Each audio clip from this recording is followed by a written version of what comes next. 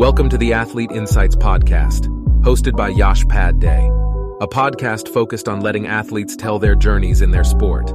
This podcast is presented by Boxed Water. Boxed water is better. Welcome into another episode of the Athlete Insights Podcast. Today I've got my guest, Jewel Walker. He plays lacrosse or played lacrosse at the Bullis School in Maryland. He was a midfielder for Bullis. He's an incoming freshman on the Ohio State men's lacrosse team. And so appreciate you taking the time. I know, Jewel, you said you had a tournament that you just came from yesterday. I'm sure it's been a hectic, busy summer for you with all the changes on that. So appreciate you taking the time and sharing your insights with me and chatting it up with me for sure. Thank you for having me. I appreciate it. Yeah. So let's start from the beginning, like I do with all of the student athletes I talk to.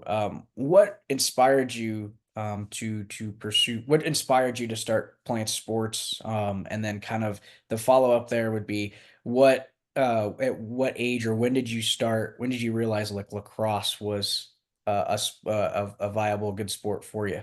Can you talk about your experiences in youth sport, kind of what inspired you to play sport, and stuff like that? Were you able to touch on that briefly?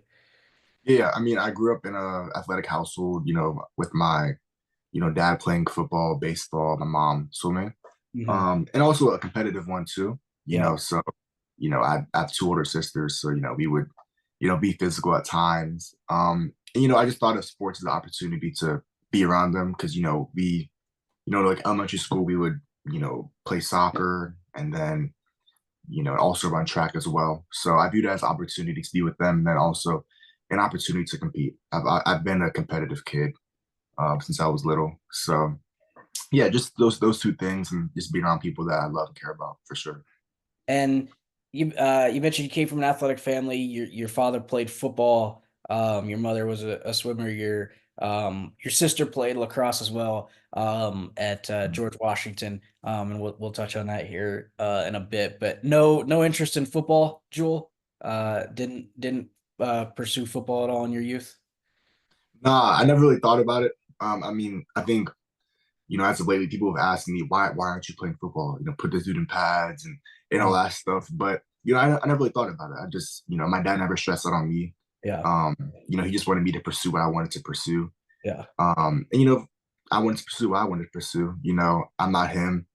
I have my own, I guess, legacy, whatever you want to call it. I'm just me. So, Mm. obviously I thought about playing, but for a while, like I wasn't even allowed to play because of Yeah. how dangerous it can be.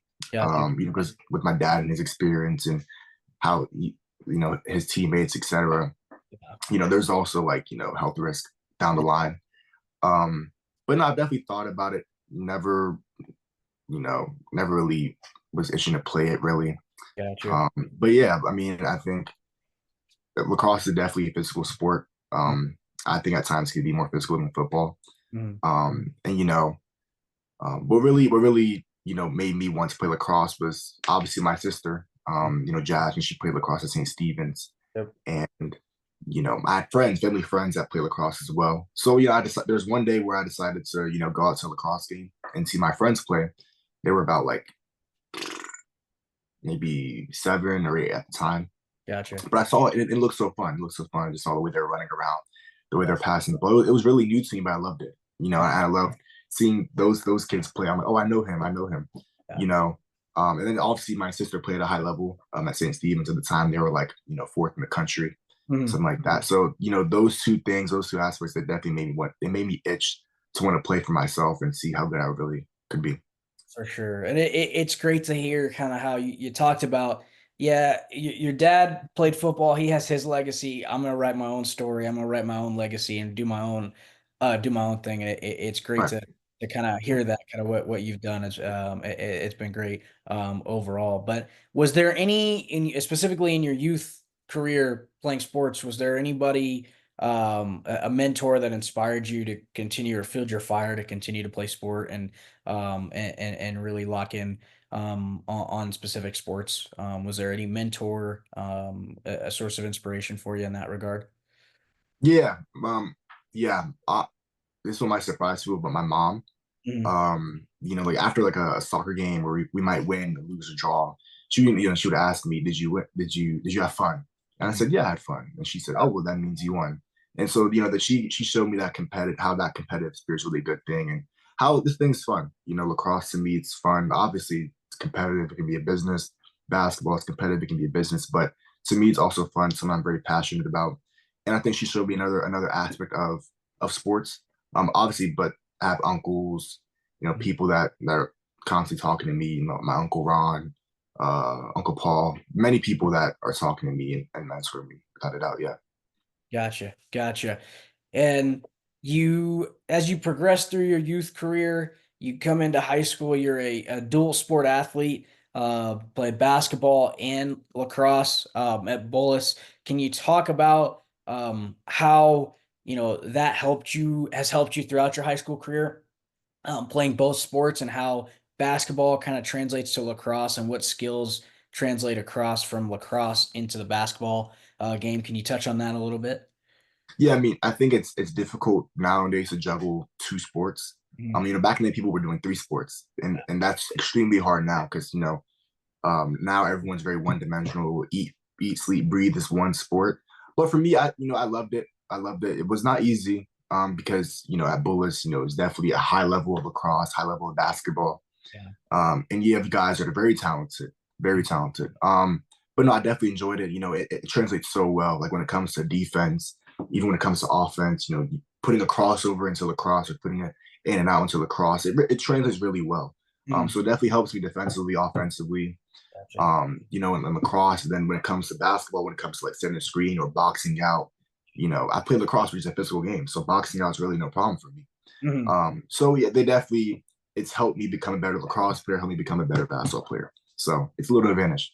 For sure. And as you now head into Ohio State, what's something before we go on to your college career and or your expectations for your college career, excuse me. What is one thing throughout your high school career now that you've completed your time at Bullis? What's one lesson or something that you can take away that you learned from playing both basketball and being a varsity athlete in two sports for those 4 years? Well, takeaway. That's hard. Yeah, what's one? Um, I Yeah. mean, I think maybe living in the moment, Yeah. where I live in the DMV, it's a really competitive environment, Yeah. and we're all focused on doing our own thing, on getting our bag, and that's great.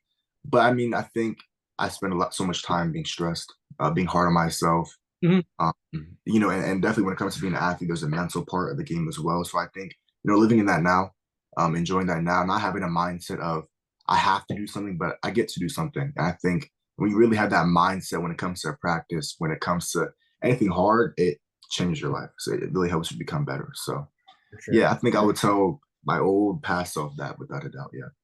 Sure, for sure. And you talk about, stressing about the future, stressing about kind of what's coming ahead, and kind of touch on that now with and I'm always curious to understand the recruiting process of student athletes. And so Mm. if there's anything you could share with us about your recruiting process, how schools reached out, kind of how that process went for you. Can you touch on that or share what you can about that with us? Yeah, I mean, so the way recruiting works for lacrosse, Mhm. colleges are not allowed to reach out to you at all until September 1st of junior year. Mhm. And so like, in eighth grade, I'm like, oh, what schools are looking at me? Ninth grade, I'm like, oh my gosh, am I even Division One? And then sophomore year, it's like, okay, I can do this, but how good can I really be? What school can I really go to? So I mean, sophomore year, I did research on schools. Mhm. And I just, asked myself how could they best fit me? Yeah. A lot of kids are so eager to fit a certain program that they're not asking themselves the question, does it fit me? Does it fit what I'm about? So recruiting, leading up to September 1st, it was really stressful. I was really stressful. I couldn't sleep sometimes, Yeah. but it, eventually all worked out. And by the time 12 o'clock hit, I got a FaceTime call, Mm. and I remember just sitting in the backyard with my dad and my mom, just we're just nervous, we're just praying, Yeah. and it all worked out beautifully. And I don't regret the decision I made to go to Ohio State at all. Mhm. They definitely know how to recruit a kid, and yeah, I'm just ready to get to work there. And how did you land on Ohio State. Were there other schools in the mix, if I may ask? Like, what was the defining moment of you saying, "Hey, I'm going to Ohio State," or "I'm picking Ohio State over XYZ school," whatever it may be? Yeah, I mean, other schools definitely reached out. Even September 1st, schools have reached out.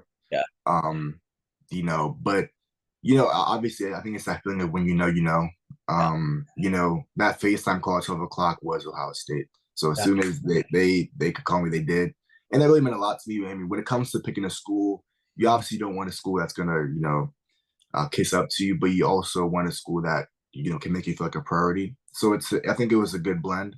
Um, but yeah, other schools have reached out, and I think I visited another school, and I remember my mom had asked one like a coach, what do you know about Jewel?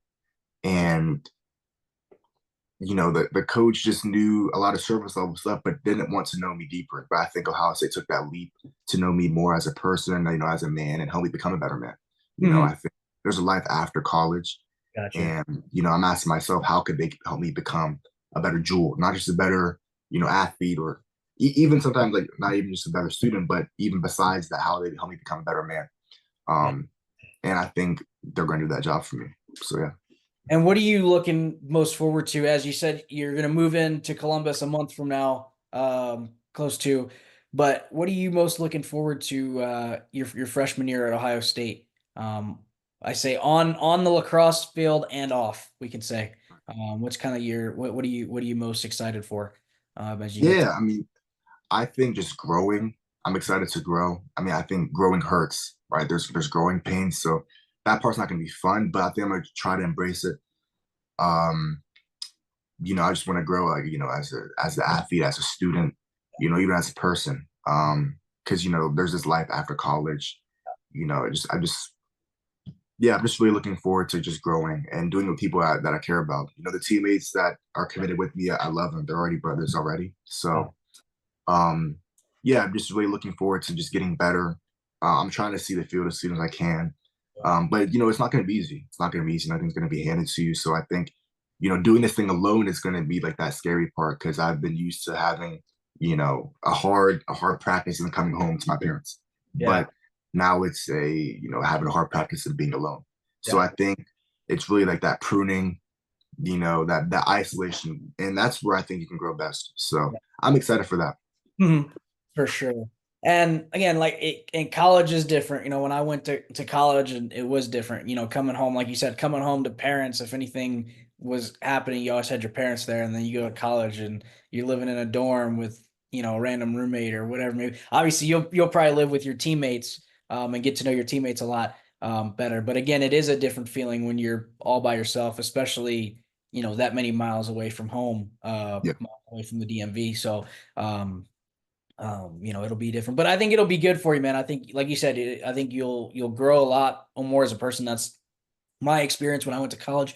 I feel like when I was at home versus when I went my freshman year, I grew a lot in that first year. As a person, as kind of like, with the responsibilities and stuff that I had and stuff like that. And I grew a lot, and I feel like, the same thing kind of will transpire with yourself at Ohio State as well. But as we kind of now we're in the when I went to college and when I graduated, NIL and transfer portal and that kind of stuff wasn't a thing. Now NIL and name, image, and likeness after July 1st, 2021, being enacted, has been such a big driving force within college athletics.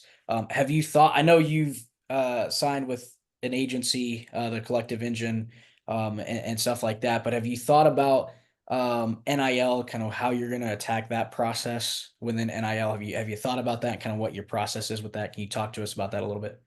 Yeah, man, I've definitely thought about it. I think any kid would think about an opportunity to be sponsored by somewhere, anything like that. But I haven't thought about it too much. I'm really focused on just getting there, and doing my thing. I think within time that will all take care of itself. I think it could be really like it could be sometimes even toxic to just focus on the money aspect of it, even though money is great, right? We're focused on this brand, etc. But I think the most important thing is I take care of books, take care of, that field, and then everything will take care of itself, But I I love mean, that. as NIL is growing, and as lacrosse as itself is growing, more NIL opportunities are happening in lacrosse. So I've been obviously I've signed with the agency, and it's definitely probably be in the works soon, but it's not really a priority of mine. Not For really. For sure. And now with the PLL too has provided a lot of opportunities. The professional lacrosse league, Right. Premier Lacrosse League. They've provided a lot of opportunities within the game of lacrosse and getting involved with NIL stuff too. But I love that you talk about, I mean, I was listening to an interview the other day about Charles Barkley. He said, if you put in the work, the sponsorships and the deals and everything will come. And I love that you have the same kind of attitude as like, I just want to get out on the field, and if I put in the work on the field, everything else will kind of work itself out. Yeah. Deals and everything else, and the sponsorships and stuff is that'll work itself out. And I think that's it, and it's a great message because I think that's what's forgotten with college kids or college athletes. They try to chase a bag or get a bag, and it's like no, like go prove yourself on the field and then worry about that stuff, you know, secondarily. So it's great to kind of hear that mindset that you have there, Joel, in that regard. And so I always, before we close and before we end this episode, I always ask my guests because what advice would you give to younger athletes? And so I want to push that question to you, Joel. Is if you're sitting in a room with a bunch of young men, younger than you, elementary school youth, youth kids, youth boys that want to play lacrosse or want to get to that Division 1 level like you have at Ohio State, what's the one piece of advice or one skill set that you would encourage them to pursue or encourage them to look at? I mean, I think two things come to mind, but I think the first thing is definitely have a mindset of, oh, I have to. It's a mindset of, oh, I get to. It's really a beautiful opportunity to even be able-bodied. It's a beautiful opportunity to just walk, Yeah. let alone I've seen, terrible injuries happen, and the fact that I'm healthy, like that's a blessing within itself.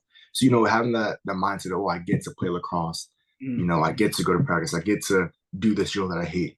I think that mindset will really, change your life. And then also the second thing is there's a yes in you. Obviously it's there's times where I fall victim to being really comfortable in bed and not wanting to get up and do something, mm, right? But there's a yes in you somewhere that's saying yes, and to get up and to work out and to get better. So I think just maximizing that yes that you have inside of you, because everyone has it. Just a mm, matter of how much are you maximizing that yes inside of you. So I think those are two things I'll definitely tell myself in the past. mm. And yeah, tell people who are younger than me. Yeah. No, and again, another great mindset, another great tool to have instead of saying instead of like putting a have to the get to sentiment. I really love that coming from you is, you're everything's an opportunity, everything everything, there's nothing lost, there's nothing that's everything's an opportunity and you got to take advantage of that opportunity. And the only way you do that is by having that kind of a mindset of getting to do something, not having to do something. And that's great, not just in sport, but in life too. When I feel like a lot of people I see, they go to work, they're like, I have to go to work, but if you look at it like, hey, I get to go to work, I get to do the things that I'm doing, then yeah, it's like you said, it'll shift your perspective on a lot of things. And it combines that with sport and life. But appreciate you. That's great advice for young people to understand these days and understand that it's not all hard. You gotta have fun and you gotta enjoy what you're doing. And that's the kind of mindset to get you there. So appreciate you kind of sharing that insight with us, Jewel. But Yeah. that's all the time we have for this episode of the Athlete Insights podcast. Again, I want to thank Joel Walker for joining us and spending time with me and talking with me and giving me your insights about lacrosse because that lacrosse isn't a sport that I'm totally familiar with. So I appreciate you sharing your insights on that as well. But you can follow Joel. I'll have your social media, Joel, up on the video on YouTube, and I'll have him in the description as well on YouTube. So you can follow Joel. You can follow his journey at Ohio State as he goes through his journey there. And you can follow my podcast on YouTube, Spotify, Apple Podcast, Google Podcast, basically everywhere you can get a podcast, you'll find this one as well. So once again, Joel, appreciate you taking the time. I know it's been a hectic summer. I'm excited for you as you journey on to Columbus, Ohio, and Ohio State. I lived in Ohio for a number of years, so I know the feeling of being in Ohio State, and the Ohio State fans and things of that nature. And so, um, I'm excited for you, and I'm looking forward to kind of seeing the great things that you do while as an Ohio State Buckeye. So appreciate you coming on and taking the time, and we'll see you next time.